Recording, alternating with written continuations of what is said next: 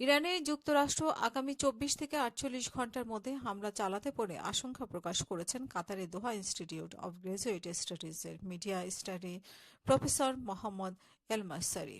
আন্তর্জাতিক সংবাদ মাধ্যম আল জাজিরাকে দেওয়া সাক্ষাৎকারে তিনি এই মন্তব্য করেন। অধ্যাপক এলমাসারি জানান যে মার্কিন প্রেসিডেন্ট ডোনাল্ড ট্রাম্প বর্তমানে ইসরায়েলের প্রধানমন্ত্রী নেতানিয়াহু এবং নিজেদের প্রশাসনের বেশ কিছু উগ্রপন্থী বা যুদ্ধবাজ কর্মকর্তা দ্বারা গভীরভাবে প্রভাবিত।